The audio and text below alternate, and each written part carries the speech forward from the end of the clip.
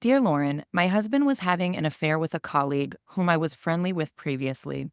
I let her into our personal life. Note, she's single, never married. Despite the double betrayal, I want to work on our marriage, but I don't know how to do so with them still working together. My husband is unwilling to change jobs. They can't change her role or let her go due to legal reasons. How ironic that being immoral isn't a crime where I live.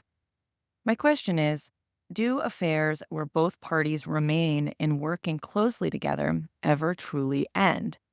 I'm being told it was not physical, but all the evidence is suggesting it was more than an emotional affair. The work trips, car rides, access to the office alone, etc. I just feel like it's a constant web of lies and all in the name of saving the business. I feel like I'm at a loss, no matter the outcome, stay and deal with the daily painful thoughts of the affair being ongoing, or leave and suffer the painful downward effects of divorce.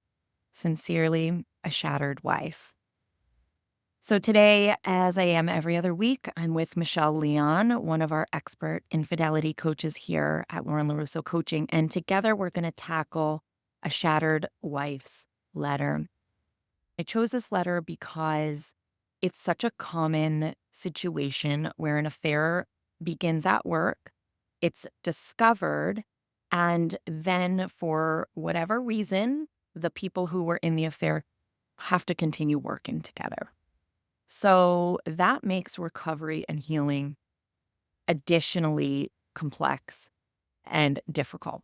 So I just want to lay out that foundation for what we're dealing with and acknowledge that a shattered wife, you are in a situation where affair healing, it's already difficult.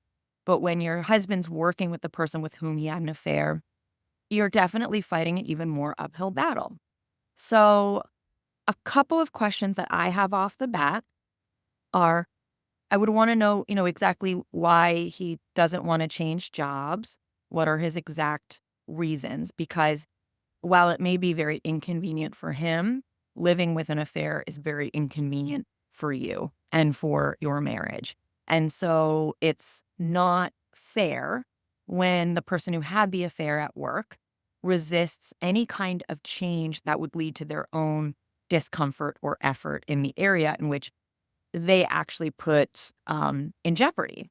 So as long as there's possibility for your husband to have other work in his field or in related fields, I would say I would like him to be exploring the idea of changing jobs just as a good faith effort.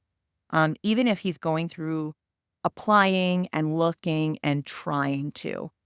Again, that good faith effort. It's not going to be immediate though, and it's not sure to happen. So let's just answer this letter under the umbrella that even if he did agree to find a different job, it's not like that's going to happen tomorrow. So it's like, what are we dealing with right here and now?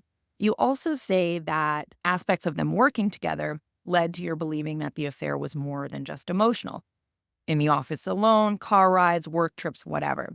So if we're talking about affair healing, what I want to know is if they're working together, what's the status of those interactions that previously brought them together alone? Granted, even if they changed roles, anyone can find a way to get time together to have an affair. So not to scare you, but just to also be realistic that just because they're no longer traveling together or in the office alone together doesn't mean nothing's happening.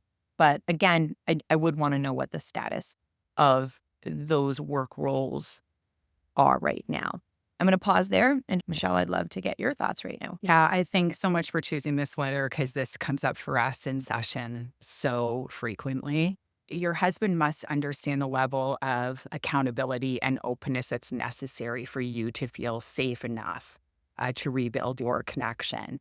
In any ending of an affairs relationship, there has to be a clear separation or a shift in dynamics, right, with the person involved.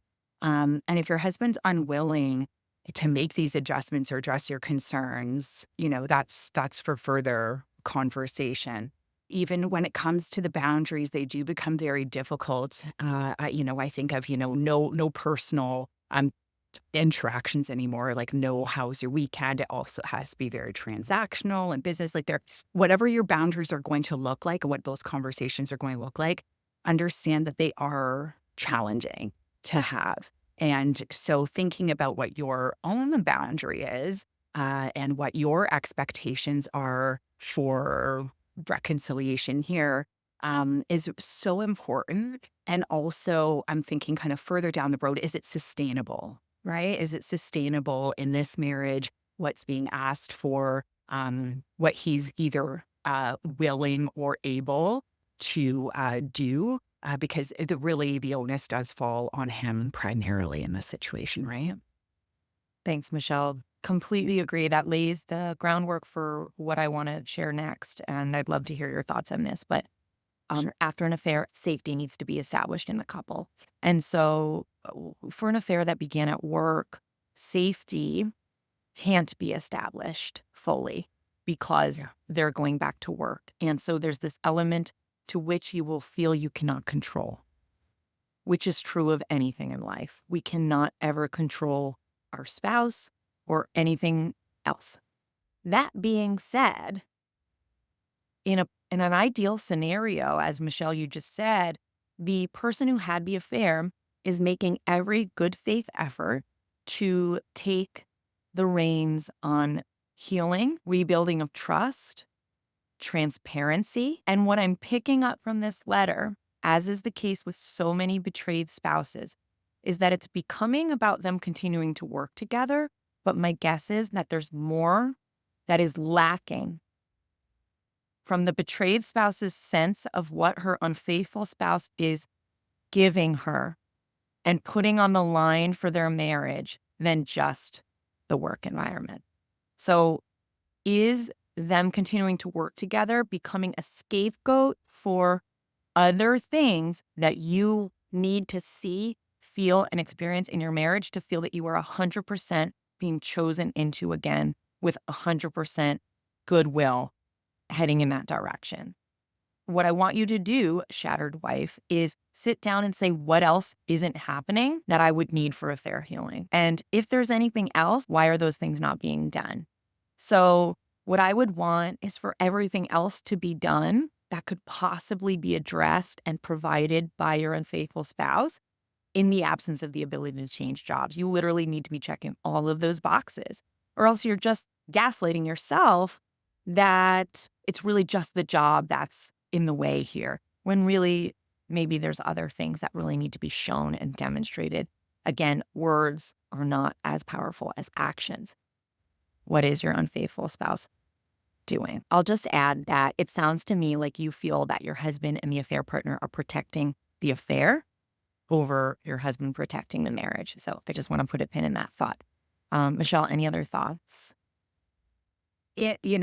Always say this when it comes to kind of what does trust look like, trust laws, trust rebuilding when those conversations are being had. And, in this situation, before this situation, often couples find themselves in a blind trust situation. That I believe that out in the world, you are not going to do anything that's going to hurt me or for our marriage, our relation, or our relationship. And I just blindly trust that you're going to make decisions in our best interest and in my best interest. When there's a betrayal, that trust is gone. And now we're working from an earned trust position. And so, what your husband is asking, what we're asking him to do for you, what you're asking of him is to earn your trust. And that's going to come from again, a lot of conversations and you choosing boundaries and things that you need to feel safe and for him to start earning your trust back. On that note, I will add that part of what you need to do, shattered wife, is earn your own trust back. So whenever we cannot change our circumstances, we are forced to change ourselves. So you are sitting in a place right now where your husband is either going to step forward and restore trust, as Michelle just explained, measurably, demonstratively, realistically rebuild trust. And Anytime we are relying on another person to do something so that we can feel safe and better, it's very dysregulating when we fear they are not doing that thing because all of our eggs are in the basket of leaning on that person to restore something that we've lost. And that's part of what I think is going on here is you are desperately hoping you can trust your husband again to do the right thing, and you are desperately afraid that he is not and won't be doing the right thing so that you can stay in your marriage, which is what you really want. And so what you say at the end of the letter is really important.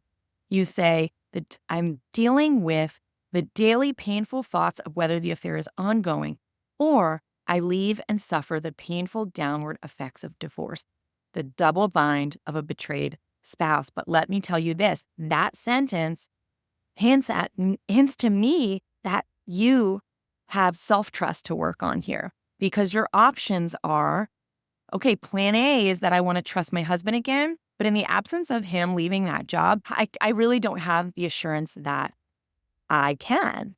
And if that's the case, what can I do for myself to change my stance about what options are available to me to trust myself again? So turning from that other reliance on someone who has a fracture in the ability to reestablish trust with you and putting that reliance in yourself.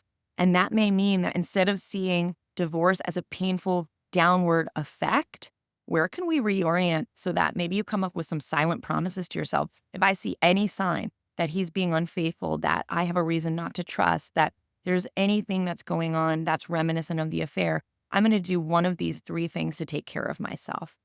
I'm going to put down on paper or make a pact with myself that, I'm going to take the kids and go to my mom's. I'm going to, open up a bank account for myself and make sure that I'm financially stable. I'm going to speak with a divorce attorney to know what my options and my rights are. Do something that helps you feel like you have self-efficacy. Because when we feel like we're a sitting duck to the behaviors and choices of someone who has already hurt us and betrayed us, there's no worse feeling, and it leads to hopelessness and despair. And there is a lot more for you here than hopelessness and despair. And for any betrayed spouse whose spouse is still working with their affair partner. So I hope this letter helps. And I hope that for anyone who finds themselves in this scenario in any way, I hope Michelle's and my advice is helpful. Thanks so much.